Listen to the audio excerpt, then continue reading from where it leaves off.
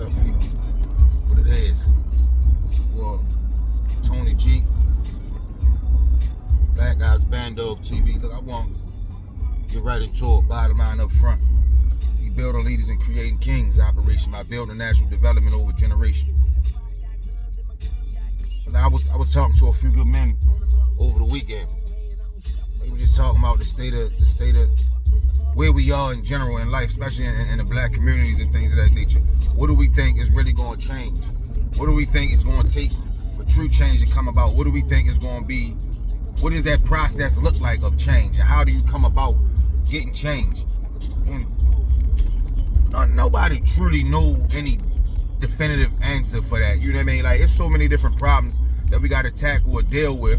It's hard to say exactly what's going to be the remedy or secure or secure that bag or secure that problem or situation to the point where we don't have to constantly worry about some of the dangers and things that we deal with in our community. And when I say danger, I'm not talking literal dangers in terms of, you know, going outside and something happening, even though that's a huge problem that we deal with. But I'm talking about the danger that we've been going in and facing in terms of our success rate and things of that nature. And let's not be fooled. It ain't what they make it seem, though. It's not what they make it seem. We're jumping to that a little bit later, but bigger than that, my response to it and what I gave was, it starts with education. And I know that's cliche. Everybody say that. Everybody say it starts with education. It starts with education. But what I mean by it start with education, I mean, one, literally, it starts with education. It starts with our schooling. We need to see more representation of us in schooling. You see what I'm saying? Us meaning black men and women in schooling. Our kids need to see that. It's not strictly about race. It's not about being racist and things of that nature. It's about a mutual intelligibility. Our people understand our kids. Our kids, oftentimes when our kids get written off as just, you know, hyper and get whatever they call it, they get diagnosed with ADHD and things of that nature, or they wanna give them medicines like Ritalin or put them in behavioral classes and things of that nature. It's oftentimes because those teachers that deal with them, and their jobs are hard. Let's be clear on that. Teachers' jobs are hard. You one teacher in a class full of 20 kids, and you have 3 or 4 or 5 little boys in there that don't know how to act or don't seemingly want to get their act together.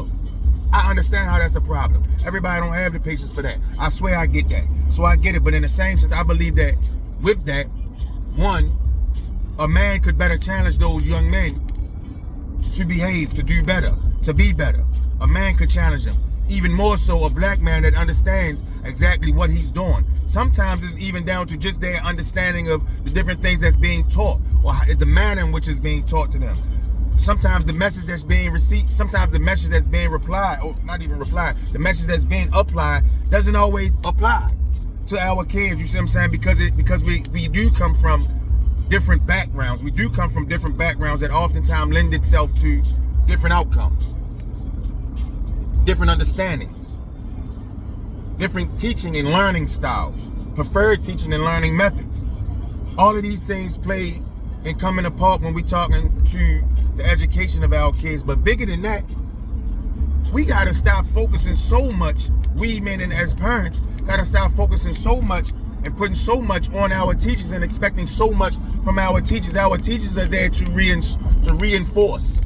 Let me say that because I don't feel like we understand that. I just said something. Our teachers are there to reinforce what we are already instilling in our kids, what we should already be instilling in our kids, especially at an earlier age. You understand what I'm saying? These are things that we should already be teaching our kids. These are things that we should already be instilling in our kids, and our teachers are reinforcing it. And then we double back. When they create a curriculum or come up with a certain curriculum, we double back once we get that and focus more on those curriculum points or PowerPoints that the teachers send home. In term, PowerPoints meaning homework, study guides, and things of that nature. We focus more on that so they can become greater in that. But it starts with education. But let's take it away from scholastic education, and we talking to just the way that the way and manner that they're being taught. Again, the first one is the people that are teaching them. In terms of gender, male or female, we need more males in the schools. Then outside of that, we need more black men and women, black teachers in our schools, just so they can see that representation of themselves in these different platforms, in these different schools and things of that nature. We need that. But then number 2, well, I already said number two. Number 2, we need to help our teachers. We need to not only reinforce, but we need to be the individuals that allow them meaning our teachers, to make things a little, we need to make things a little easier on them by one, being the first teachers in our kids' lives and not expecting the teachers to be primary. We should be primary. They should be secondary. So again, like I said, we're going to take it away from scholastic things, and then we're going to strictly talk in terms of behavior. How the kids think. Why the kids think the way that they think. What is it that the kids see? What type of environment are these kids growing up in that's going to really push them forward in a better manner, that they could do, that they could be better, and that they could be greater, that they could be, that's what environment are we putting them in that's conducive to their best well-being, to their success? We got to make sure that we do what it is we need to do and be the examples that we need to be for our kids in order to ensure the greatest possible success for them. And what does that look like? That looks like cleaning up our closet. That looks like cleaning up our rooms. And I'm not meaning literally, but in the same sense I mean that literally. I mean it figuratively, but in the same sense I mean that literally as well. If you want your kids to be clean and neat, you ought to be clean and neat. You can't be around the house on no bum tip feeling like but you think your young man or your young daughter, they're going to do it differently. If your kitchen is a mess and they grew up in a mess, 9 times out of 10, that's how they're going to live their life, a mess. If you're the type of person that when it is time to clean up, you just throwing everything in your closet just to hide it, just to get it away, and you just want to clean up on the surface, but you're not really doing no deep cleaning, your kids are in turn going to be those same individuals. And that's the only product that you're going to get from them. And that translates into their everyday activities, their everyday life, the way they view things, the way they go about dealing with things. And that ain't going to do any benefit. That's not going to do them any benefit at all. So that's one thing that we got to do. We got to set the example, set the tone, create a trend. Create a trend for our kids. Neat and workmanlike. But then deeper than that, outside of the cleanliness, we need to have some representation of what it looks like of positive jobs or businesses in our kids' lives. We need to make it the normal in our families to have businesses.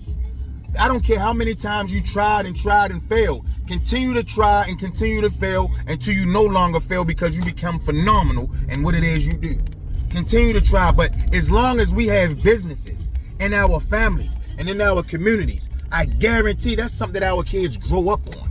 That's something that they grow up on. It becomes their normal. It becomes the normal form. They no longer see it as something that's far-fetched. To them, they look at it as if this is just what my family do.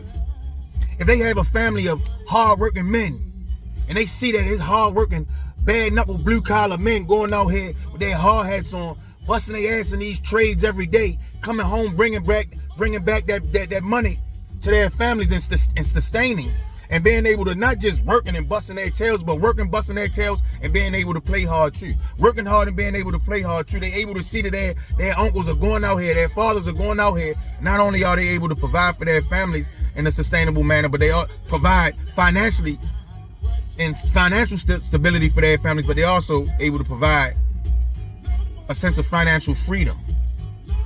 And then also building and establish a good team camaraderie by just doing something friendly and fun things with your family. That means going on trips and vacations and things. You're able to do that because you're able to bring in that money to do so with these trades and these skills that you acquire. But they need the examples of men doing that. And that's my biggest answer to that. We need to bring these trades back. That's how we're going to get these young men back in position. We need to bring these trades back. Bring these trades back to our schools that allow our young men to become hard again. I'm telling you, one thing that I can honestly say with regard to these trades, majority of these trades, when we had this, I'm not recession, I was getting ready to say recession, when we had this little pandemic business, when so many people were being laid off, so many people that were in the trades were still pressing forward. Why? Because so many of these different trades are what they would have considered essential.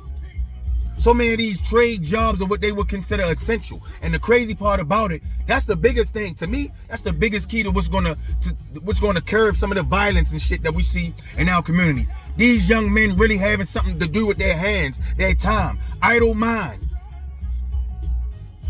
Idle mind and idle time, what they say is a devil workshop. Idle hands become weak. We want to create hard men.